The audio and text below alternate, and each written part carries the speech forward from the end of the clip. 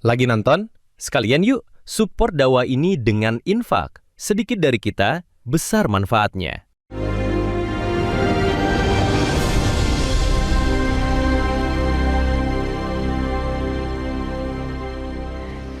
Alhamdulillahi Rabbil Alamin. Segala puja dan puji hanya milik Allah yang maha dekat, maha menyaksikan segala-galanya, maha mendengar, maha kuasa atas segala sesuatu. Segala puji bagi Allah yang menciptakan kita, mengurus kita setiap saat. Tidak ada sekejap pun kita lepas dari karunia-Nya. Dialah Allah yang menghidupkan, memelihara kita, memberi hidayah. Dialah yang mengumpulkan kita di dalam kebaikan. Segala puji bagi Allah yang Maha Agung, yang menutupi aib dan dosa kita, sehingga orang-orang menghargai kita. Dialah Allah yang Maha Tahu segala keinginan, segala keperluan, segala sesuatu yang akan terjadi, yang sudah terjadi, yang sedang terjadi. Segala puji bagi Allah yang menurunkan hujan ini.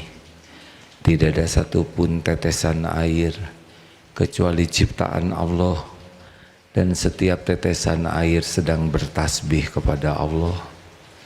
Tidak pernah ada perbuatan Allah yang kurang, yang jelek, yang salah. Semuanya maha suci Allah dari segala yang disebutkan tadi. Allahumma salli ala Sayyidina Muhammad wa ala alihi wa ashabihi ajma'in. Hadirin, berikut ini ada doa yang sangat penting yang diwasiatkan kepada putri Rasulullah sallallahu alaihi wasallam, Fatimah radhiyallahu anha. Ya Hayyu ya Qayyum bi rahmatika astaghits aslih li sya'ni kullah wa la takilni ila nafsi tarfata ain. Sudah hafal belum doanya? Ya Hayyu ya Qayyum bi rahmatika astaghits aslih li sya'ni kullahu wa la takilni ila nafsi tarfata ain. Ini doa luar biasa. Sebelum kita jelaskan detail, wahai Allah yang maha hidup, ya Qayyum, wahai Allah yang mengurus segala-galanya terus menerus sendiri.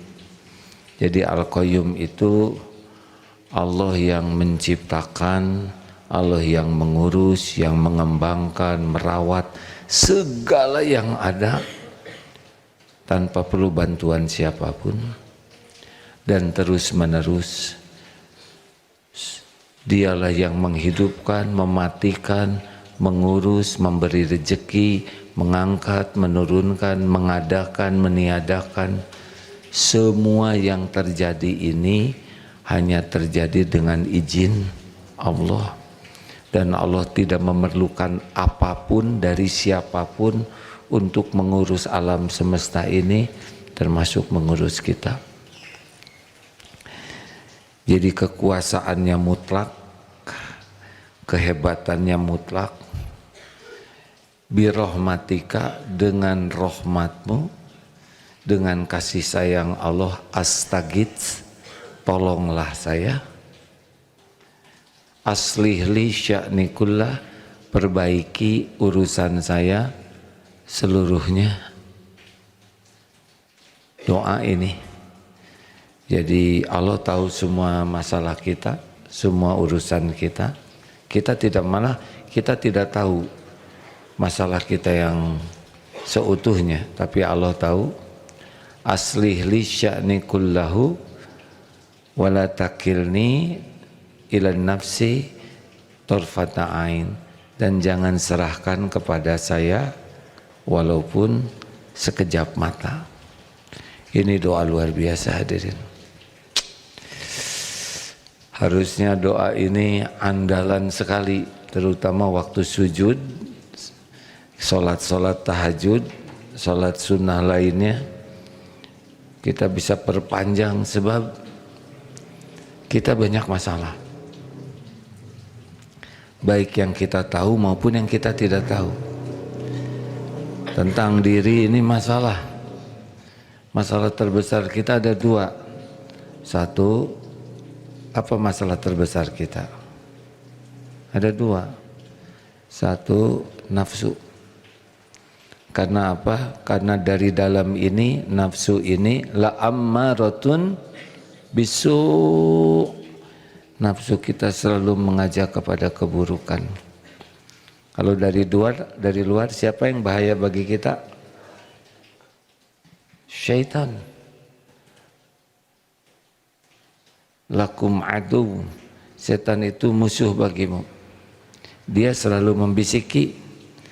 Setan tidak kelihatan oleh kita kalau setannya jin. Kita enggak lihat dia, dia lihat kita. Kita, oh dia keroyokan, kerubutan, dan tidak punya kerjaan apa-apa setan tuh selain nipu kita. Kita banyak kerjaan tidak? Sepertinya banyak kerjaan yang kurang jelas. Bayangkan, setan menipu terus dan bisikannya itu menampakkan indah yang jelek. Setan tuh kebalik-balik, menampakkan bagus yang jelek, indah yang busuk, menguntungkan yang merugikan, menyenangkan yang menyengsarakan. Jadi kebalik-balik. Misal pacaran, menurut setan itu wih keren punya pacar, aslinya dia menderita. Nanti pasti ngajak ayo jalan duaan-duaan, sweet memory, ujungnya berzina. Nah jadi begitulah, ini uang yang tidak apa-apa, tidak halal, yang penting nanti sedekah, dia nipu terus. Makanya kita sangat perlu perlindungan Allah dari dalam mengendalikan nafsu, dari luar, dari tipu daya setan. Kan kita tuh bermasalah karena ini. Nah, kita harus sangat serius sekali untuk minta tolong kepada Allah. Apa yang bahaya lagi bagi kita?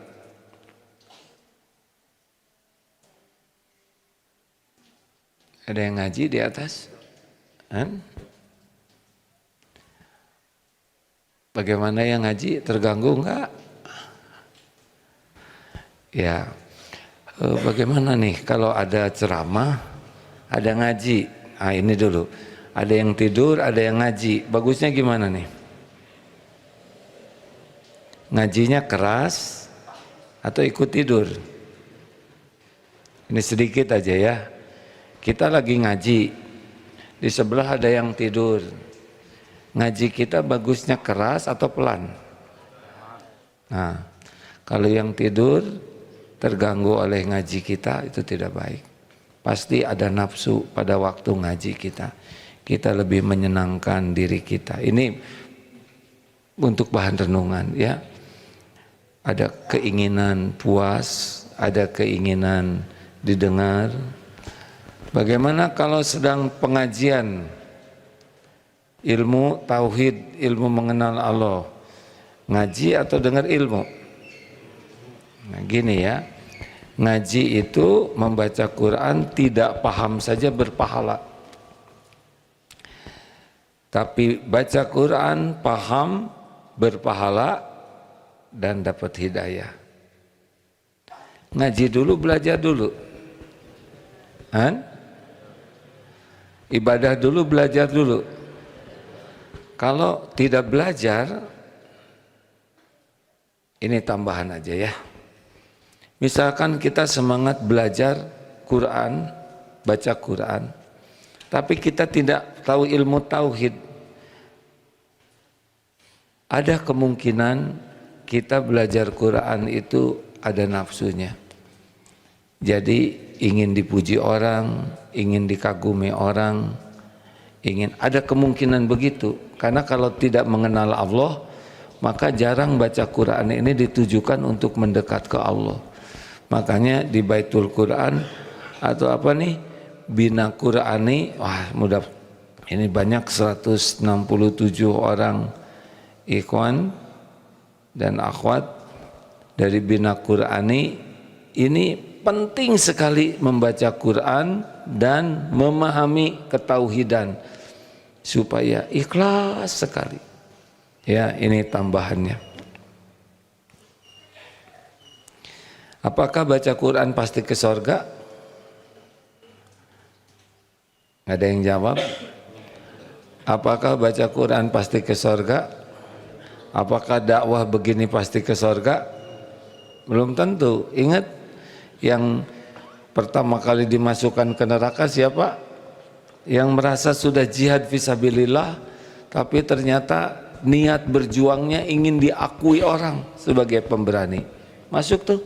Padahal dia mati di medan perang. Yang kedua, yang belajar dan mengajarkannya, nah, seperti yang lagi ceramah ini, dia belajar dan mengajarkan, dan yang belajar Quran dan membacanya, apakah masuk ke surga? Belum tentu.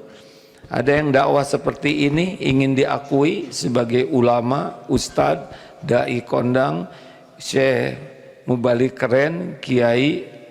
Tujuan belajar dan tujuan dakwahnya adalah untuk cari kedudukan di hati orang, untuk diakui orang, lewat itu. Walaupun dakwahnya, ilmunya, dalilnya banyak, menyampaikannya menggebu-gebu pagi siang malam, tapi Allah tahu tujuannya bukan untuk Allah, tapi untuk ngangkat-ngangkat dirinya. Nah, termasuk yang baca Quran, ada yang masuk neraka karena dia ingin disebut qari'ah, hafiz, hafizoh. Jadi memang cita-cita sekali, saya ingin hafiz Quran supaya saya keren, supaya orang-orang menghormati saya, supaya saya diundang, supaya nanti saya dapat beasiswa kalau kuliah. Saya harus jadi hafiz, karena itu calon mertua mensyaratkan hafal minimal 15 juz. Saya ngapalin demi dia. Lewat itu. Cirinya apa nanti? Cirinya Qur'annya itu tidak membersihkan hati, dan Qur'annya tidak berbuah jadi akhlak.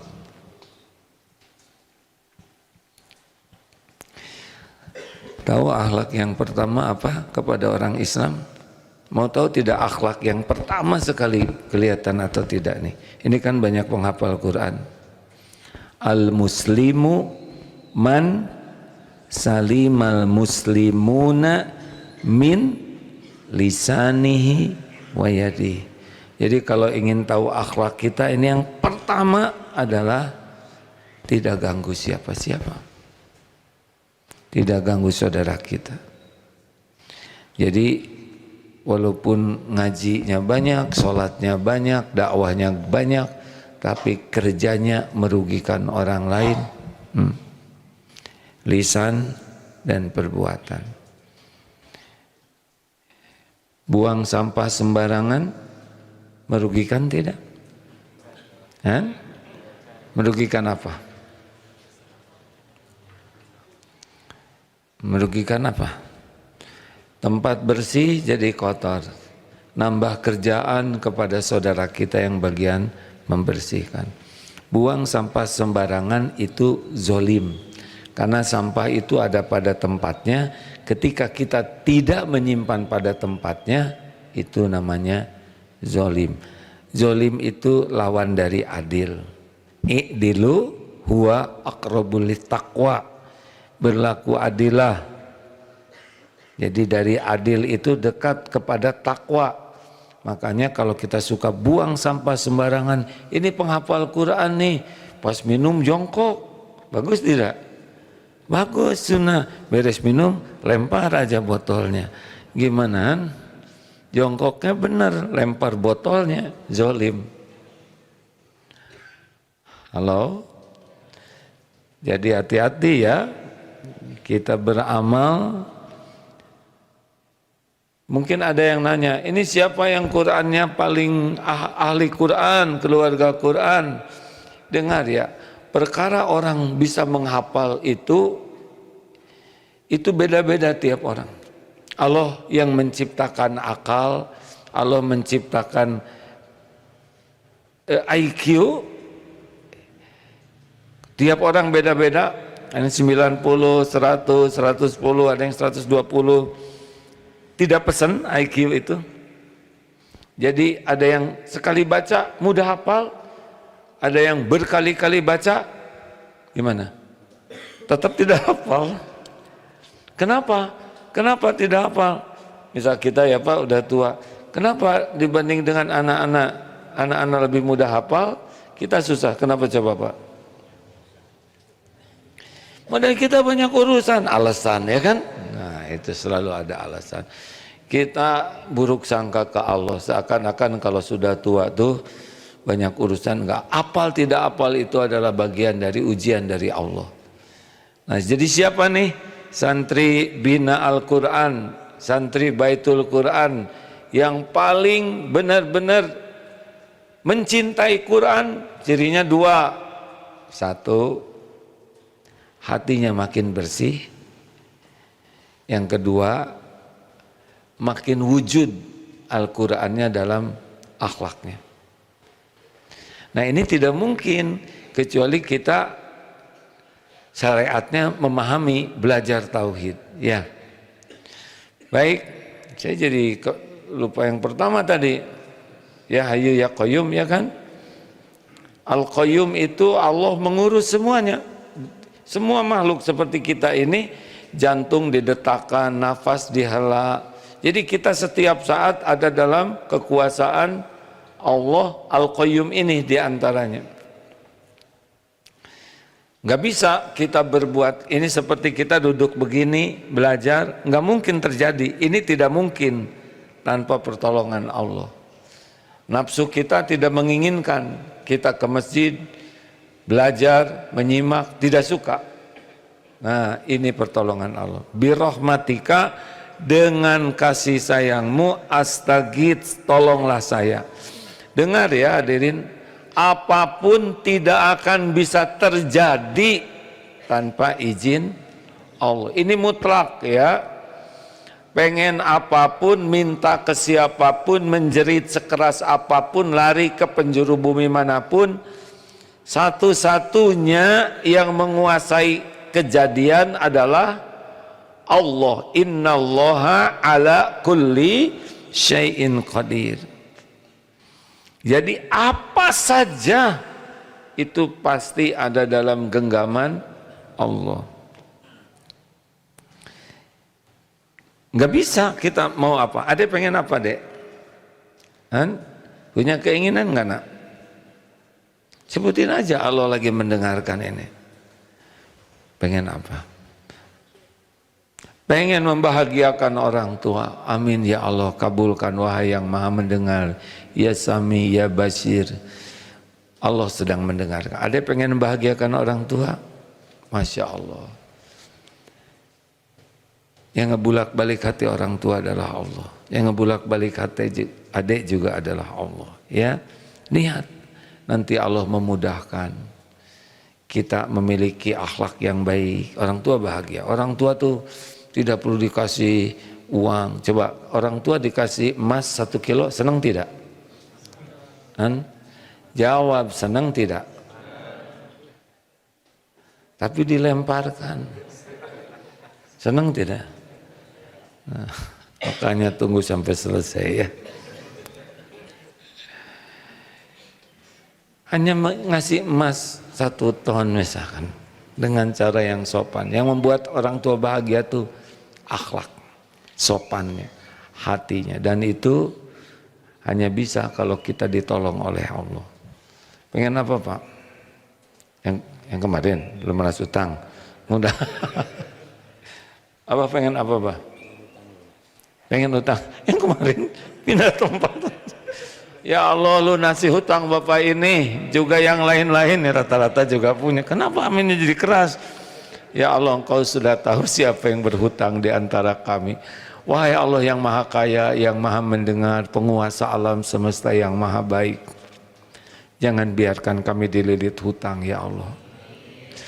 Jangan biarkan kami membawa hutang ya Allah. Cukupi kami ya Arhamar Rahimin. Taqabbal minna ya Arhamar Rahimin. Allahumma inna na'udzubika minal ajzi wal kasal wa a'udzubika minal jubni wal bukhl wa a'udzubika min ghalabati daina wa qahrir rijal. Amin ya rabbal alamin. Harusnya Allahumma inna na'udzubika minal hammi wal hazan ya. Minta Pak, semua rezeki Allah yang ngatur, kapan ada, kapan tiada, kapan lapang, kapan sempit, di mana, bagaimana caranya, semuanya Allah yang ngatur. Al-Qayyum. Tobat yang banyak, minta tolong yang banyak, sujud, diantaranya baca doa-doa lunas hutang. Ya, nggak ada yang susah bagi Allah. Persoalan itu susah dan mudah itu bukan persoalannya, tapi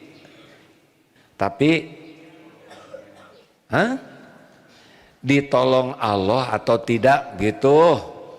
Ulangi, persoalan itu susah dan mudah itu bukan masalah persoalannya, ditolong Allah atau tidak. Kalau ditolong Allah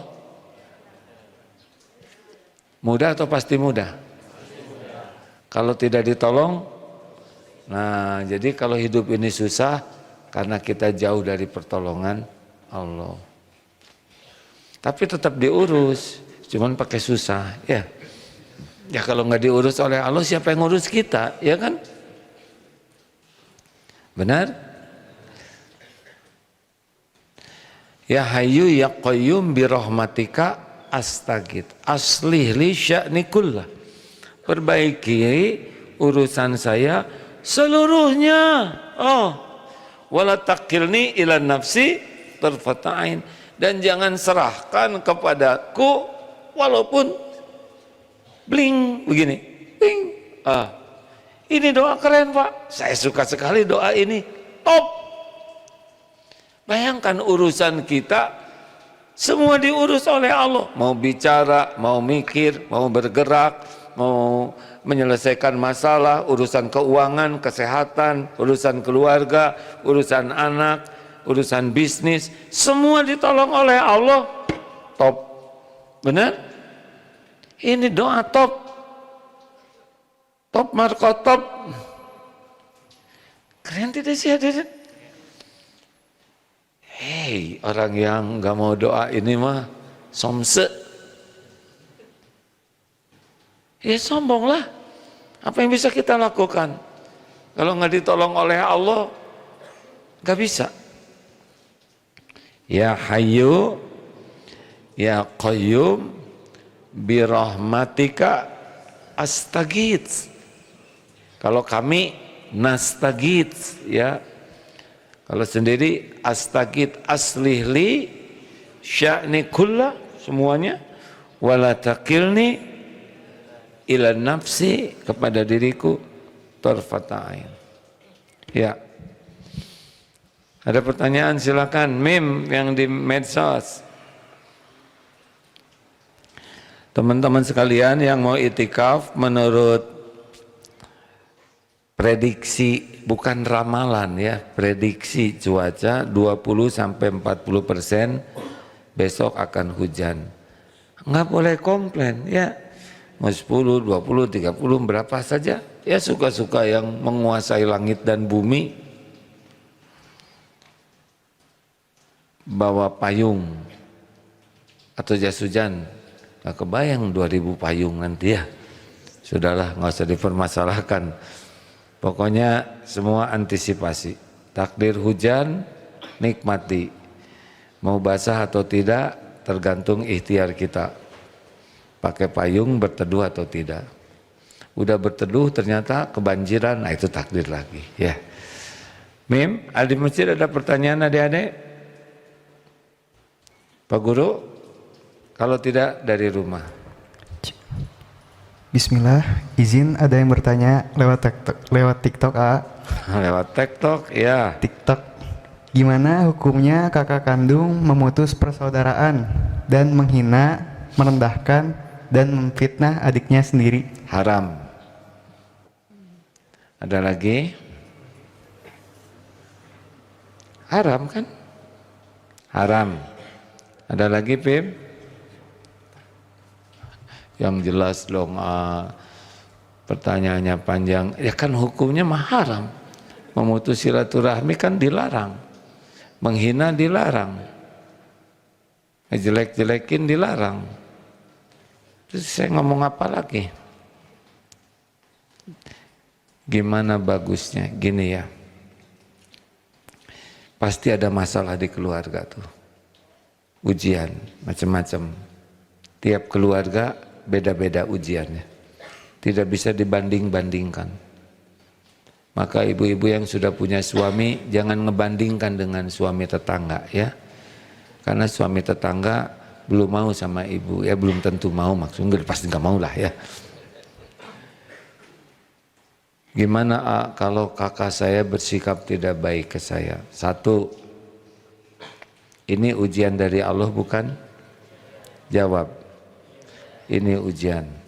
Ma asaba min musibatin illa biiznillah. Tidak ada satupun musibah yang menimpa kecuali dengan izin Allah. At-Taghabun ayat 11. Dua, apa yang harus dilakukan? Kalau ujian, inna lillahi wa inna ilaihi rajiun. Ini sudah terjadi belum takdirnya ujian ini? Nah, kalau sudah terjadi, katakanlah Qaddarullah wa ma syaa fa'al. Ya Allah, ini adalah takdir. Jadi ujian ini memang takdir Allah. Terima takdir.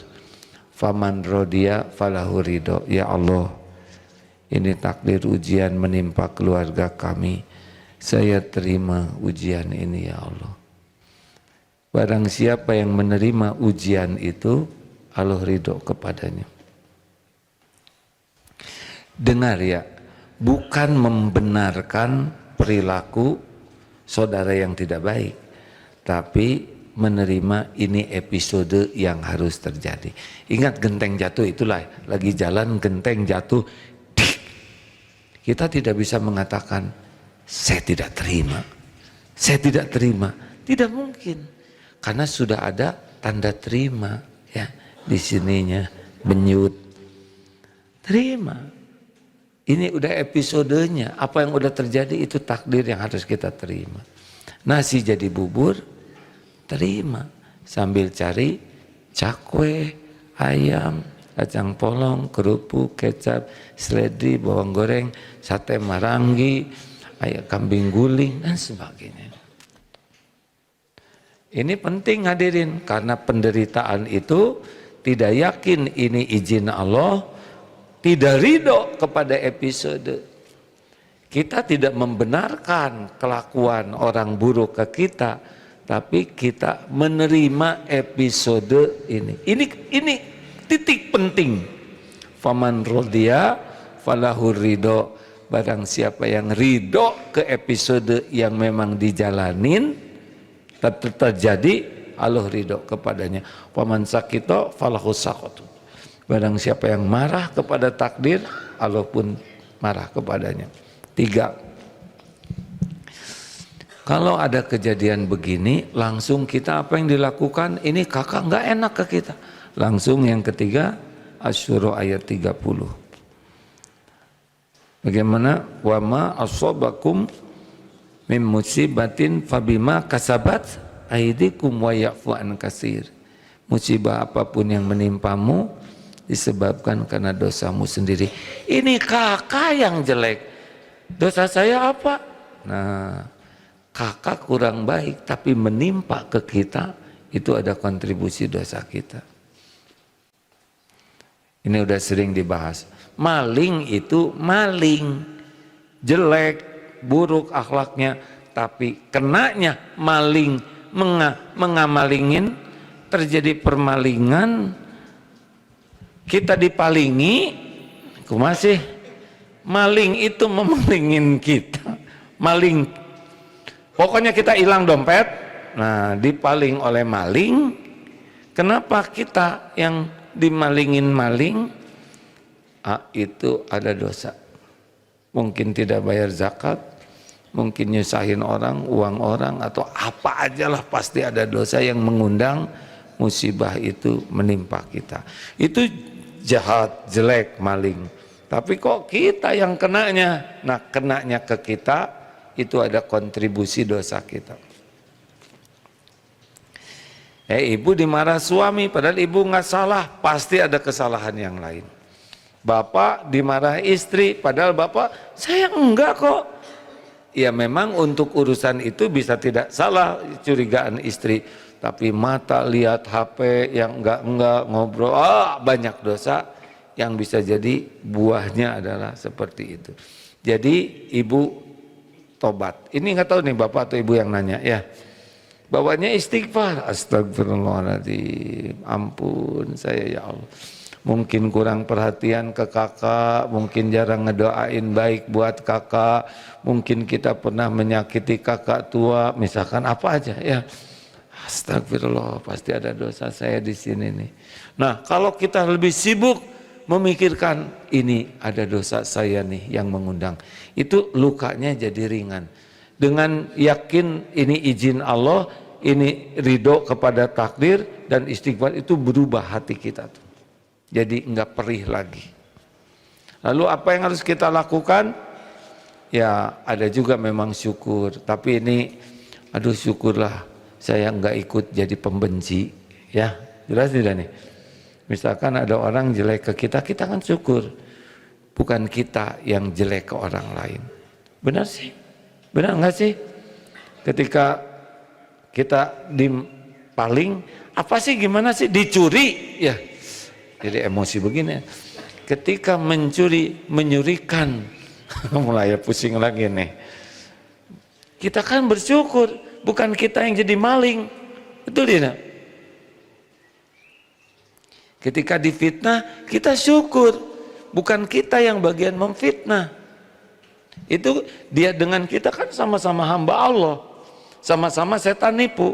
Setan nipu ke dia supaya memfitnah kita, setan nipu ke kita supaya memfitnah dia.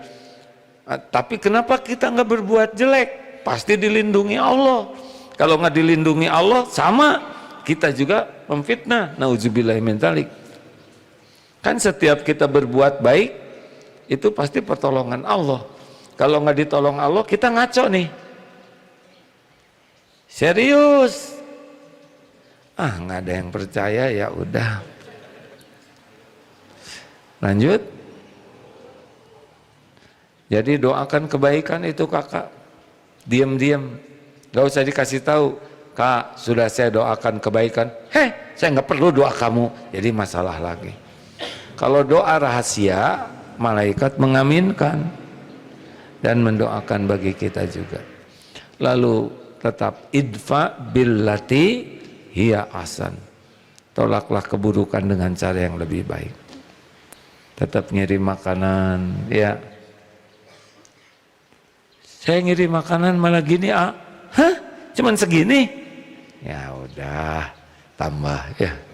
Allah lihat, yang ngebulak-balik hati kakak siapa? Allah. Bisa kita ngebulak-balik hati orang lain?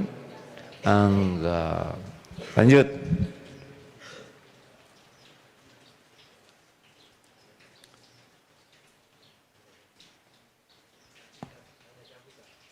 Terima kasih atas kesempatannya. Saya dari FMK. Yang ingin saya tanya, PMK. Yang mau saya tanyakan. Silakan Bu. Yang saya mau tanyakan,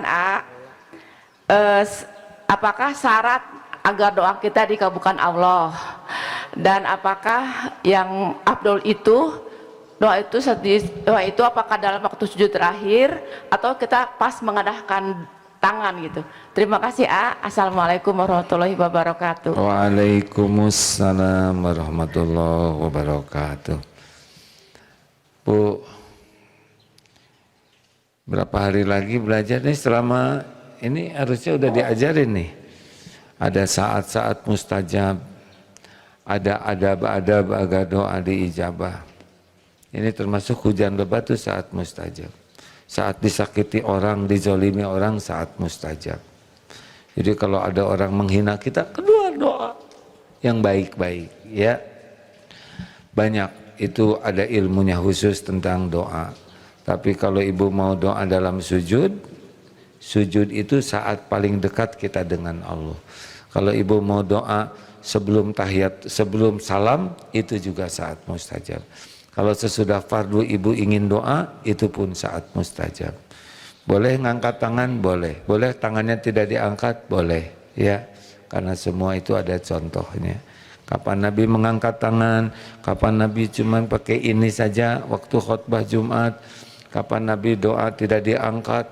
Kapan sampai begini jatuh? Itu ada dalilnya. Ya. Lanjut. Bapak ya. Ada lagi dari media sosial? Selang-seling ya, karena yang di medsos juga ingin. Boleh di medsos, selang-seling. Cek bismillah. Izin AA dari Instagram. AA bagaimana untuk terus menjaga percaya bahwa Allah sudah menentukan yang terbaik bagi kita, karena jujur penantian ini sangat berat AA. Jadi cara supaya kita yakin Allah memberikan yang terbaik kepada kita adalah lihat apa yang Allah berikan kepada kita selama ini. Ini yang nanyanya masih hidup nggak Pip? Masih AA. Masih nafas nggak Pip? Harusnya masih AA. Pip terlucu. Kira-kira jantungnya masih berdetak nggak Pip? Iya. Maaf ya. Kira-kira otaknya masih berfungsi tidak Pip? Masih insya Allah. Masih ada iman tidak? Insya Allah Masih masih. Islam tidak? Masih. Masih makan tidak kira-kira Pip? Masih.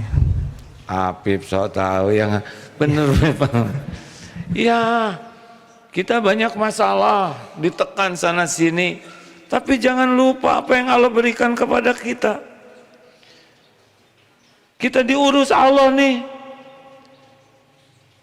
Om, pakai om lagi, aku 64 tahun plus 9 bulan di rahim ibu, diurus oleh Allah setiap saat. Nggak ada yang kurang pemberian Allah. Melimpah ruah, tenggelam dalam samudra nikmat dari Allah.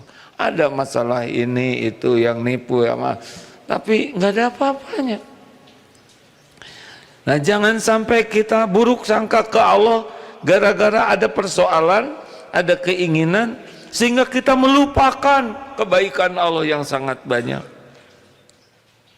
Sambil makan, coba saya makan dengan gepuk, ini disyukuri, malah mikirnya gepuk.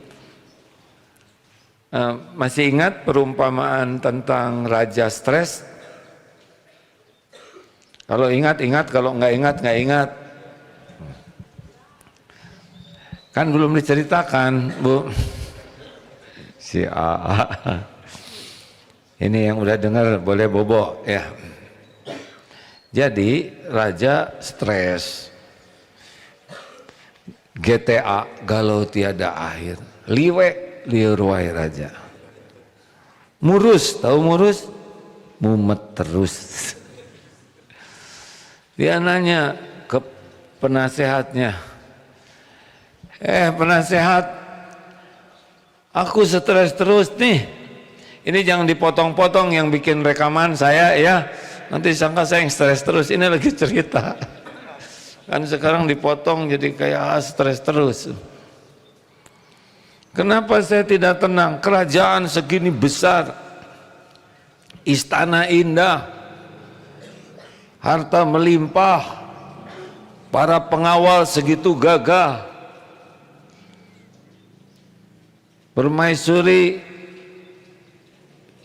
indah. Kenapa saya tidak tenang pada segala ada? Tuh lihat, kata raja, dia lihat dari istana zaman dulu ya. Itu si tukang kebun, kayaknya enak, tenang.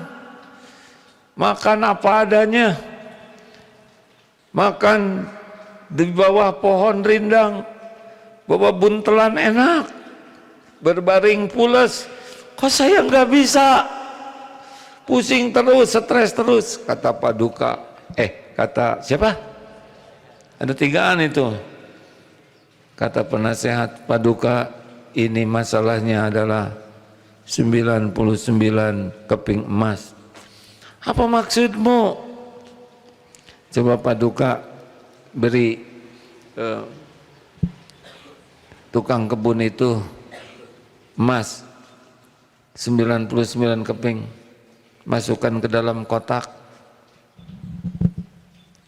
masukkan ke kotak, ditulislah di atasnya 100. Raja pengen tahu tuh seperti apa besok. Nah, besok pagi tuh kerja tuh, tapi ketika dilihat itu tukang kebun jadi kayak stres, wajahnya jadi pucat, bingung, kerjanya nggak beres, ulang. Raja heran, kenapa dikasih emas kok jadi lebih stres dari saya? Pucat, peang, letoy, yang kayak melongo gitu. Ternyata ketika dikasih mereka gembira luar biasa. Wah, kita dapat emas. Maka dihitunglah. Wah, 1, 2, 3, 99, 90, 99. Nggak ada satu. Pak, wow, mulai yang gembira tuh langsung mikir, wah, nggak ada satu nih. Waduh, gimana nih, sayang, satu juga. Dihitung lagi berulang-ulang, bener nggak ada nih. Akhirnya pakai obor si bapak semalaman nyari, siapa tahu jatuh di jalan. Sampai ke kerajaan, balik lagi mikirin yang satu ini. Sampai akhirnya pagi dan harus kerja. Maka sampai di tempat kerja, peang itu udah, wah, begitulah penampilannya berantakan, kurang tidur semalaman, capek, stres. Ditanya, kenapa dia begini?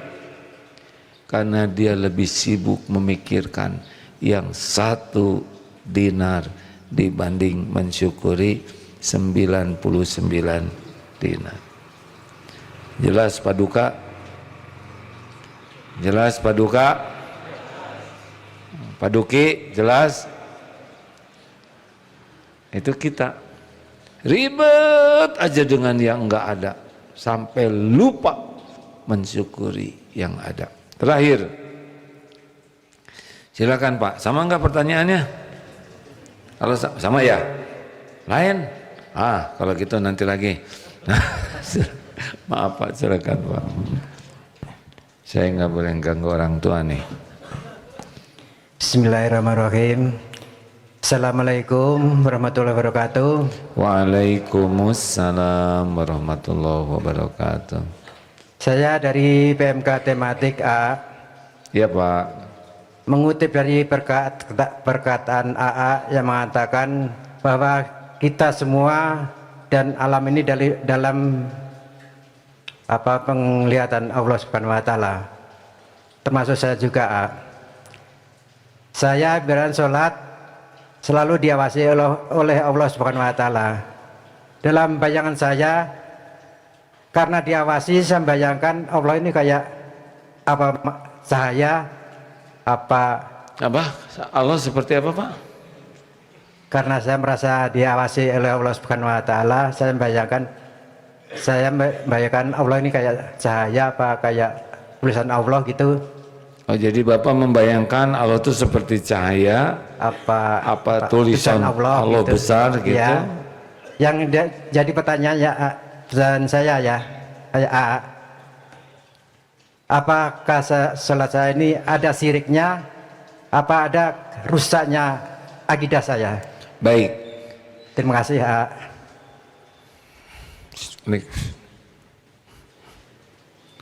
Jadi Bapak, Allah mengirim Bapak ke sini belajar. Mesti karena pertolongan Allah, benar? Tidak mudah orang bisa ke tingkat yakin Allah sedang menatap dirinya. Nah, sekarang tinggal diperbaiki. Jangan jadi bentuk. Nah, Allah tidak akan terkejar oleh indera, oleh imajinasi kita, oleh akal kita. Enggak, Pak. Bapak enggak usah membayangkan Allah seperti saya. Udah, pokoknya yakini saja ini Allah lagi ngelihat. Allah sedang mendengarkan. Allah sedang memperhatikan. Tidak usah dikejar seperti apanya.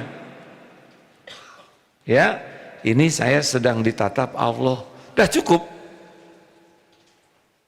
Itu udah enak, Pak, bagi kita. Udah luar biasa enaknya. Ini Allah sedang menyaksikan saya. Allah mengetahui isi hati saya. Tidak usah kebayang Allah seperti udara masuk ke sini, nanti pusing sendiri dan salah.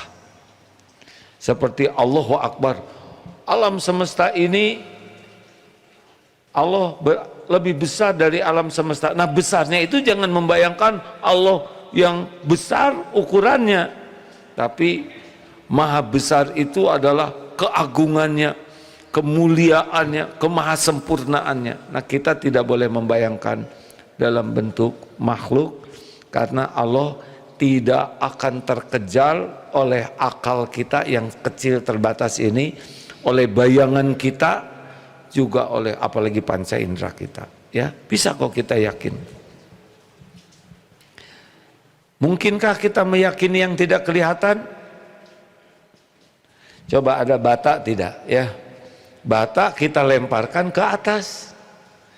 Terus Bapak lihat ke sini, ya nggak usah ya.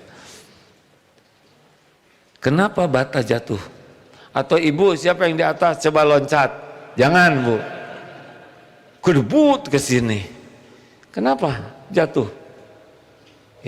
Jawab. Karena ada gaya gravitasi. Ada yang pernah lihat tidak gaya gravitasi seperti apa? Berotot gitu kan? Ngebetotin. Enggak, kita yakin ada gaya gravitasi tanpa kita bisa lihat. Tapi kita bisa tahu dari bukti. Gitu, Pak. Baik. Qadarullah, saya belajarnya elektro, kuliahnya dulu. Coba ada kabel tidak? Sini ya. Nanti Bapak pegangan tangan ya. Nanti ini yang paling, nah Bapak lah yang nanti disetrum ya. Ketika disetrum, bos, sekejap. Mesti yang ada di sini, oh menjerit ya. Nantilah suatu saat ya. Semuanya bersentuhan aja, kulit ke kulit ya, pegang-pegangan. Sampai ke belakang coba. Sini Bapak lah nanti ya. Pegang kabelnya, enggak, Bapak aja yang megang, enggak, saya enggak nyolokin ya.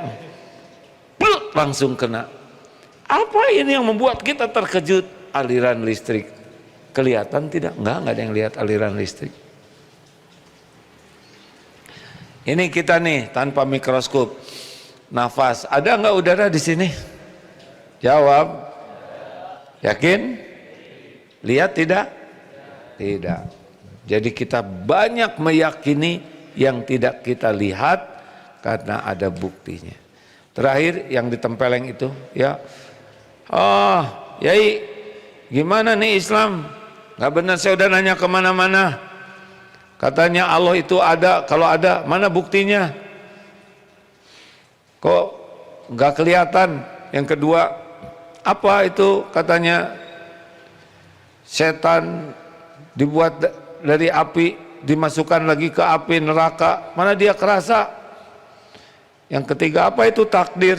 Takdir itu cuma ngeles aja. Sini nak, dipanggil aja oleh kakek-kakek itu sepuh di desa. Sini nak, punten, ditempeleng. Kek, kalau nggak bisa jawab jangan emosi. Oh, bukan emosi nak, itu jawaban. Sakit enggak? Sakit dong. Coba seperti apa bentuknya? Ayo, bentuk sakit seperti apa? Penjol, bulat, gepeng. Ada tapi nggak bisa. Ini apa nak? Kulit. Ini apa? Kulit. Sakit tidak? Sakit. Jadi setan masuk ke api neraka ya mudah saja bagi Allah. Perumpamaan sederhana aja, kulit dengan kulit sakit. Ada punya rencana enggak ditempeleng hari ini? Oh enggak. Nah itu takdir. Makanya kalau ada yang nanya ke saya, sini ya. Demikianlah hadirin sekalian. Terima kasih semuanya Bapak Ibu yang baik. Allah Maha melihat. Innallaha la yakhfa alaihi syai'un fil ardi wala fis sama. Sesungguhnya bagi Allah tidak ada yang tersembunyi baik di bumi maupun di langit. Semoga Allah memudahkan kita menjadi ahli zikir.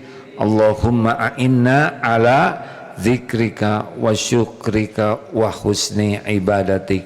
Wahai Allah, tolonglah kami agar menjadi orang yang selalu ingat padamu setiap saat. Dan tolonglah kami ya Allah agar kami menjadi orang yang selalu bersyukur padamu atas apapun yang Engkau karuniakan. Dan tolonglah kami ya Allah agar kami bisa ibadah dengan bagus, dengan sempurna kepadamu.